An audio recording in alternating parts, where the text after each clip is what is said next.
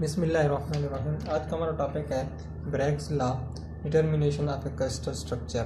Bragg's law के हम equation को भी डिराइव करेंगे। बेसिकली ब्रैग्स लॉ हमें एक्स-रे डिफ्रैक्शन को डिफाइन करने के लिए यूज़ होती है। सबसे पहले हम देखते हैं कि हमारे पास एक्स-रे डिफ्रैक्शन क्या होती है। बेसिकली एक्स-रे डिफ्रैक्शन जिन्हें हम बोल सकते हैं कि बेसिकली क्या होती है, हमारे पास इलेक्ट्रोमैग्नेटिक रेडिएशंस होती हैं, जिन्हें एक साइंटिस्ट थे राउंटिजन,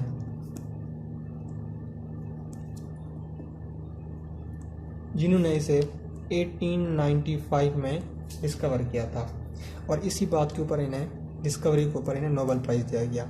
अब उन्होंने डिस्कवर तो की थी हमारे पास एक्सरेज, लेकिन वो इनकी नेचर को डिफाइन नहीं कर पाए थे कि हमारे पास जो एक्सरेज होती हैं इनकी नेचर बेसिकली क्या होती है। इसलिए हम कहते हैं कि हम मैथ में लेट करते हैं, फिर सपोज करते हैं अननोन वैल्यू के लिए एक्स को, तो इसी तरह उन रेज या फिर रेडिएशन को उसने किसका नेम दिया गया, एक्स का, इसलिए हम इसे एक्स रेज बोलते हैं। अब हमें 1895 तक एक्स रेज की नेचर को तो फाइंड नहीं कर पाए, लेकिन उस वक्त हम विजिबल लाइट को जानते थे कि जो हमारे पास बेसिकली विजिबल लाइट है,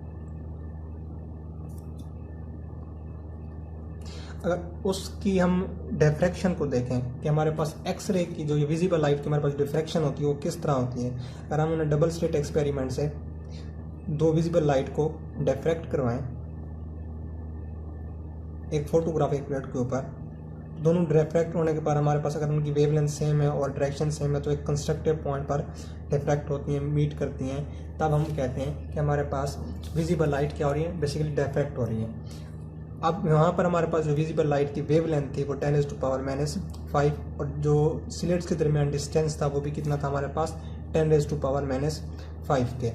क्योंकि अब हमने एक्सरेज की डिफ्रैक्शन को चेकआउट करना था, अब हमने एक्सरे की डिफ्रैक्शन को इसी डबल स्लिट एक्सपेरिमेंट के लिए ट्राई किया। जब एक्सरे की रेडिएशन को इसमें से गुजारा तो इसमें से हमारे पास डिफ्रैक्ट ना हो पाई। क्योंकि हमारे पास जो एक्सरे की वेवलेंथ है वो 10⁻10 और जो हमारे पास डबल स्लिट का वेवलेंथ, डबल स्लिट का जो हमारे पास साइज है, डिस्टेंस है, वो कितना 10⁻⁵। तो हमें एक ऐसा स्ट्रक्चर या ऐसा कोई मीडियम चाहिए था जिसकी जो डिस्टेंस हो पास आउट होने का वो मिनिमम इसके इक्वल हो, 10⁻10 मीटर के इक्वल हो। एक साइंटिस्ट थे जो कि हमारे पास मैक्स वैन लोई, जिन्होंने 1912 में एक्सपेरिमेंट किया था। मैक्स वैन लोई, उन्होंने कहा था कि अगर हमारे पास डबल स्लिट में जो हमारे पास डिस्टेंस है स्लिट्स का 10⁻10 हो, अगर हम किसी क्रिस्टल को ले लें, क्रिस्टल आप NaCl या किसी और चीज़ का भी ले सकते हैं, क्रिस्टल ले रहे हैं, तो उनके दरमियान, उनके एटम्स के दरमियान जो इंटर एटॉमिक डिस्टेंस होता है हमारे पास बेसिकली, वो कितना होता है, वही 10⁻10 मीटर के इक्वल होता है। तो अगर हम एक क्रिस्टल ले लें, उसमें से किसी एक्सरे को पास आउट करवाएं तो वो एक्सरे बेसिकली क्या हो सकती है, डिफ्रैक्ट हो सकती है। अब बेसिकली इसी चीज़ को हमने अपनी थ्योरी में लिखना है जो कि हमारे एक्सपेरिमेंट एक्सरे डिफ्रैक्शन में है।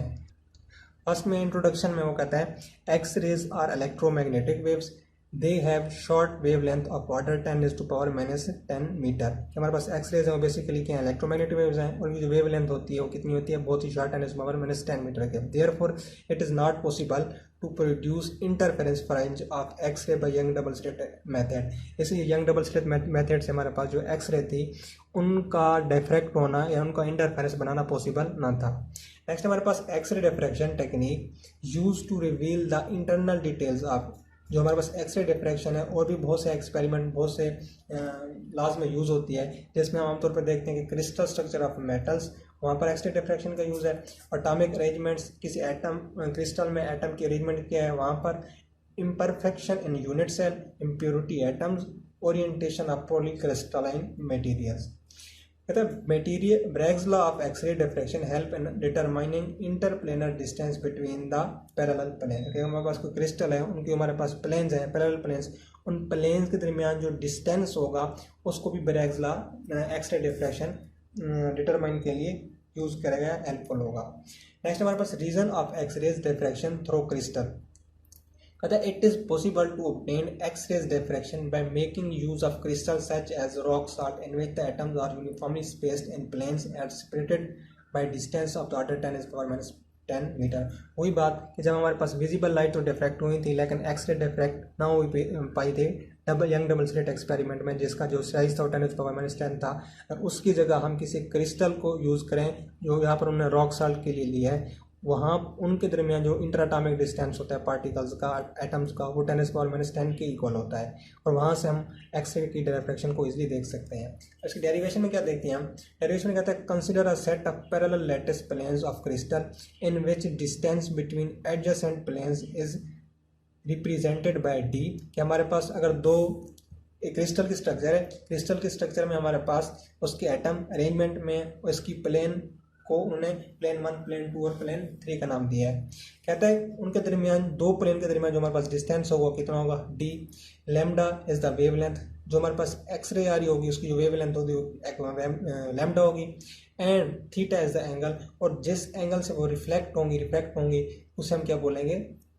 थीटा। और वो खास एंगल होगा जिस पे वो एंगल ऑफ इंसिडेंस और एंगल ऑफ रिफ्लेक्शन। अब इसमें डायग्राम हम देखते हैं।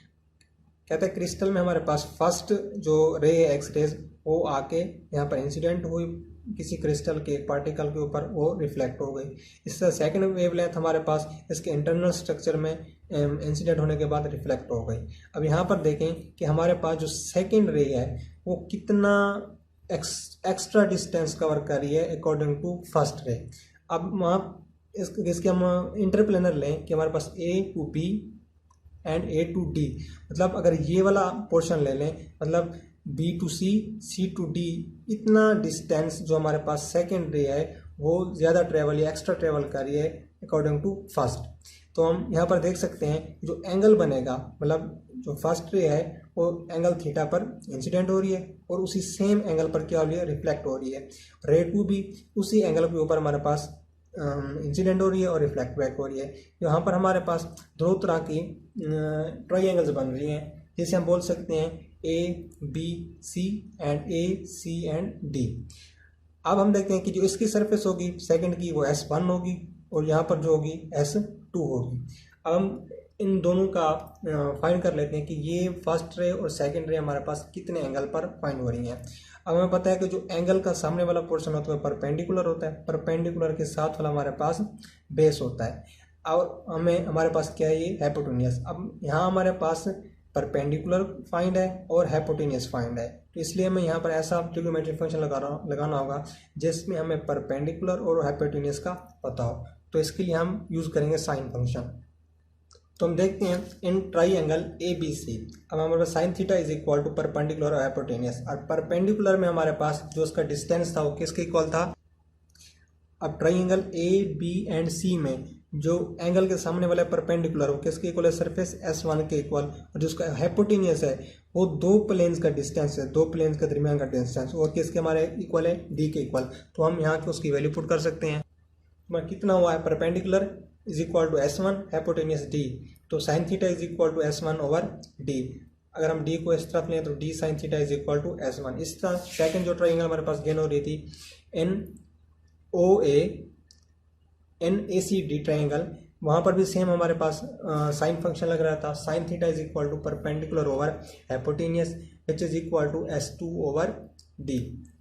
D sine theta is equal to S2। अब हमारे पास दो इक्वेशन आ रही हैं, S1 equation number 1 and D sine theta is equal to equation number आप इसे 2 कह दें।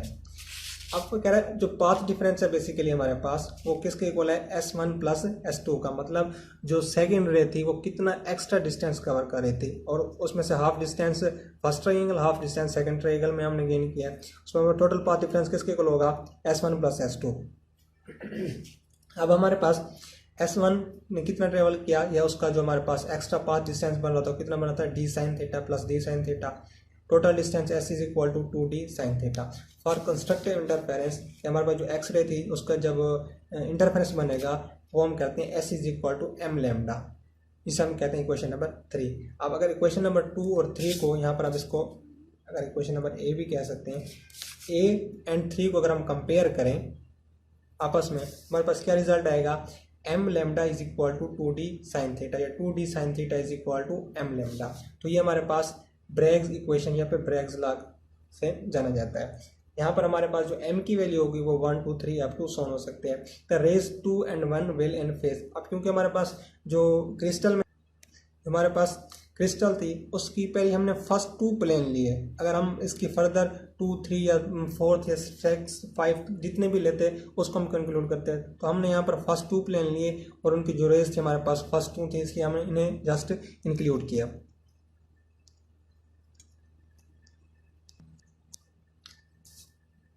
कहते हैं m इज इक्वल टू 1। अगर हमारे पास m की वैल्यू ऑर्डर 1 हो तो वो फर्स्ट ऑर्डर ऑफ रिफ्लेक्शन के लिए होगा, m is equal to for second order of reflection के लिए, m is equal to 3 for third order of reflection के लिए। Sine theta can not be greater than 1। कहते हैं साइन जो की वैल्यू होगी कभी भी 1 से ग्रेटर नहीं हो सकती।